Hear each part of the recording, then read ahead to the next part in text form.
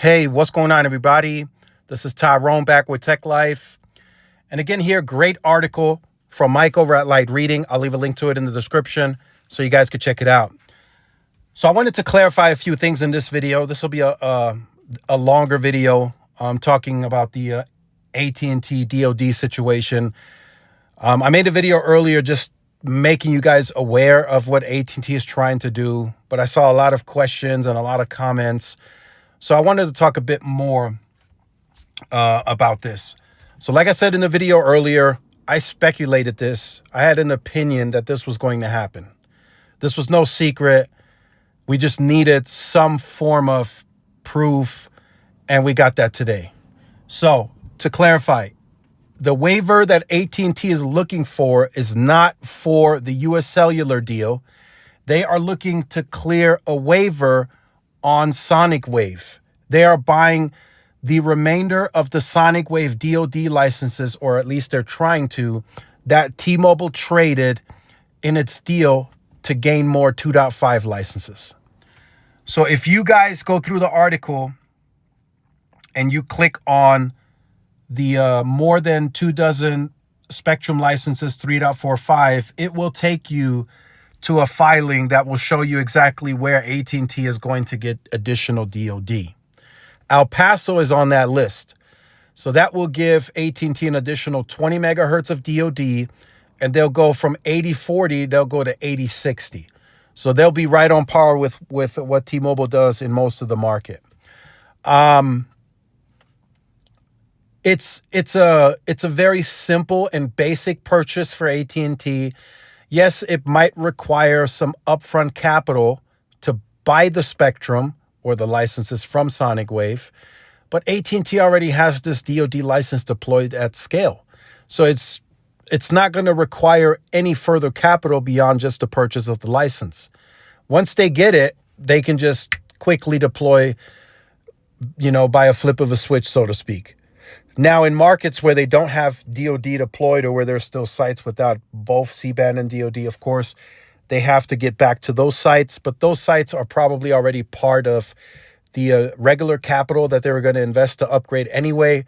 So this purchase just makes sense, right? So now going beyond that, what could this waiver potentially do for AT&T? I mean, they could immediately turn around and strike a leasing deal with Dish for 3.45. We all know Dish really doesn't have that deployed on their sites today.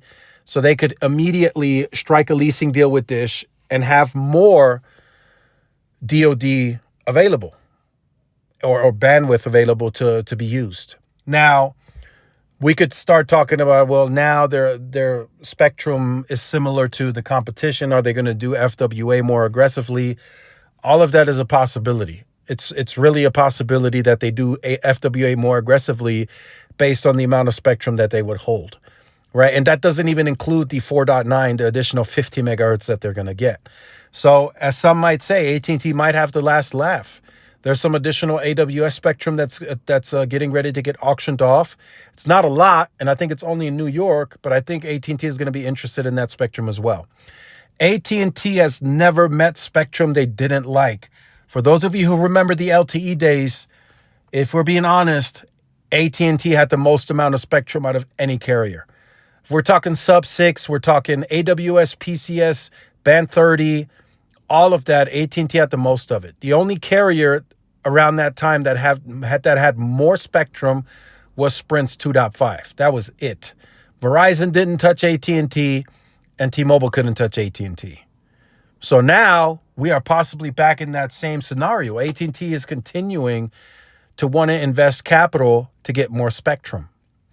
So, like I said, what does that look like from a monetization standpoint? Who knows? They already introduced AT&T Turbo.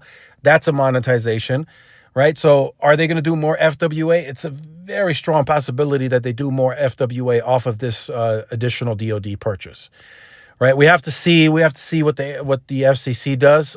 I'm going to strongly assume that if Sonic Wave is willing to sell, the FCC won't say no, because that spectrum can be immediately put to use, like I said, for wireless purpose, to serve needs of home broadband with FWA, you name it.